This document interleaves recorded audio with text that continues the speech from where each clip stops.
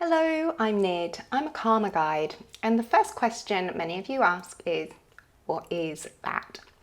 Well, the first place we want to look at is, what is karma? As many people become more aware of how we create our reality, karma can come up as a question of where does it play when we're looking at vibration, attracting what it is we want to bring in our life. And we see t-shirts that say things like karma made me do it, and other associations around bad karma. And really we want to be looking at karma being one of those things that's about what's aligned to our unique soul expression. What is aligned for me is different from what's aligned for you, and what's aligned for you is different from your sibling, your parents, your best friend, your partner.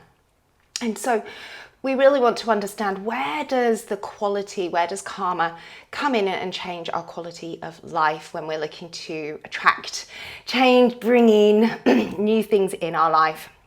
And how does something that happened in a past life interact with our current life, and where in our current life can we change things? Can we create without old karma that maybe was misaligned, not wreaking havoc on the outcome? So the first thing to be really clear about is that this is about the energetic quality that you put out will come back to you, is in cause and effect. So the quality of my energy causes a quality of energy to come back. The simplest image to think of is a boomerang. How I throw out a boomerang is how it will come back to me. So if I'm very aggressive, it will come back with an extra bit of aggressive energy, and so forth. So thinking more about the quality of our energy as we go into an action.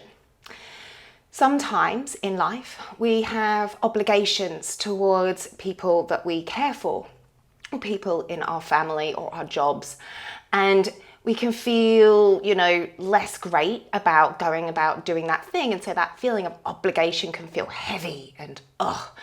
And when we go into doing tasks with that I've got to do this thing, it creates more of I've got to do this thing, rather than sometimes what we think is, if I do this thing I don't want to do, good things will result. And that's because the energetic quality that you're doing something does not resonate with your soul, and you are putting out an energy that is going to come back to you of that ughness, rather than, I enjoy, I'm happy, I'm serving this from a place that really fulfills my soul. So this is a distinction that can help us just to start to become aware of how we might be creating a more positive environment for our karma, more alignment, so that things seem easier, just gentler. Life doesn't stop having its challenges that aren't just a dissolution of problems. It's not like the world suddenly becomes full of rainbows and unicorns, but what does happen is that we are able to see the pleasure, to feel more peaceful in these scenarios. Whereas bad karma or negative karma is when we do things with that negativity, with the misalignment that makes us feel grr. And that just brings more of that grrness back. And when we compound it and we keep doing things with that energy, right, we compound and we build more negative karma. So the key thing to understand is that karma is neutral. There's no one externally judging you for did you do the right or the wrong thing. This is about your soul's makeup and what really supports your soul's expression. And each choice that you make in your day, constantly, every tiny choice of how you think and how you feel about all the different things you're doing and interacting with, are creating your karma, and whether it's aligned to your soul or not. It is not an external moral judgment upon you by someone else. So what I can do that feels aligned to me may really upset my partner because it's not aligned to them. And this is why we want to be really conscious of each choice we make and whether or not it brings us into our center and helps us really feel a neutral, calm, and peaceful place. And maybe even that little bit of joy that comes from your soul. So there is this thing though of old karma, right? Karma from past lives, if you believe in past lives, or maybe it's just things that you've done when you were younger and didn't know any better. And many of us have been in that place. And so we may find ourselves having to mop up some of this negative karma in our current life.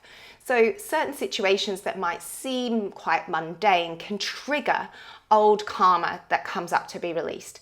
And especially if we have past lives where we've accumulated a series of decisions over several lives that keep making that karma more negatively ingrained in us. When it comes to clearing it, we're like, oh man, this feels like a big thing. And in our soul realignment sessions, we break out, and I always see these stories, like it can be over 5 lifetimes of seeing someone keep choosing the next level of complexity. And so we have this layered negative karma that sometimes builds up in our current life. And when it comes up, it can feel really heavy and really huge what we're having to deal with. And yet we can look at our current life circumstance and be like, this doesn't seem like a big deal, but it feels massive to me. And that's often when we're clearing some really entrenched karma that is misaligned. And it's an opportunity for us to choose differently from how we have done in the past. When we look at the practice of radical forgiveness by Colin Tipping, this is often those repeated life lessons that come over and over again. And we can see that we are attracting in certain people to play out a certain role. And we're trying to navigate, how do I choose differently in this scenario that clears the karma and resets and aligns me to my soul and to what's best for my soul. And that means that negative karma, when it's coming up, will bring up maybe forgiveness of things that you don't even know you need to forgive. And that's why radical forgiveness is such a powerful practice. It also is going to bring up things that you need to accept and have compassion for that really don't necessarily make any sense in here, but just will open up your heart and free you from feeling constraint and all that. Ugh. So we need to have a conscious and deliberate mind-body attention to not just our mental thoughts, but also the physical sensations, because this is where karma is in our nervous system and gets entrenched into our body. And this is where really working with intuition and knowing those deeper choices of how you can clear your intuition so that your intuition is definitely aligned to your soul and isn't being informed by that negative karma and fear of past choices returning again. So this is one of the areas that I see a lot of my clients coming with, is their intuition has gotten a little bit off game because they keep trusting the fear rather than trusting the courageous side of what it is that they need to do. So they're not speaking up when they need to speak up. They go into shutdown, or they go into being overly aggressive with their opinion. And those things are going to keep triggering that negativity for them and not resolve the karma. Just one example, not for everyone. Your body is going to know, it's going to have that wisdom of what is fearful and where is courage. And this is where things like understanding the meridians and what's going on with the fascial complex in the body can really help us see what it is that's physically happening in the body that's trying to make us move towards courage and clear out those old fear patterns of our past karma. You're also going to want to use things like breath work to help clear the emotions and the belief patterns that have been carried through for all these lifetimes, and maybe even consciously create some affirmations to start to reset and retrain the mind. Super important is lots of compassion for yourself and the way that you might interact with people who have been attracted to help you resolve this. There may be some pretty negative feelings that come up with those people when you meet them. And we want to keep this cycle of good feeling and positive vibration in the decisions and choices. It does take time to keep affirming that you're changing your karma. There is plenty of momentum that will be behind that energy, especially if you've kept making those choices over several lifetimes. So be patient, keep committing to this new change that you seek. If you're interested in a little bit more personalized information about your karma, what it is you're trying to clear, and maybe some help in accelerating that shift, then this is where soul realignment can be a really great opportunity for you. It's not suitable for everyone's soul and everyone's path, so some people may not fit this profile. You get in touch with me and I will do a check at 2 levels of whether or not this is an appropriate reading for your soul at this time. First one is I need your soul's agreement that this is an appropriate path for your soul. And the second one is at a more dimensional agreement of where your personality is and if you can integrate this learning and shift at this time in your life, or whether or not we might need to wait a little longer and do some other work to prepare you. But what happens in a soul realignment session is you're going to learn about your soul's blueprint, what it is that you enjoy experiencing in every lifetime. And then we are going to look at where you're at in this lifetime in your soul's expansion and expression of your fullest self and capabilities. And then we're going to go through some of the negative karma.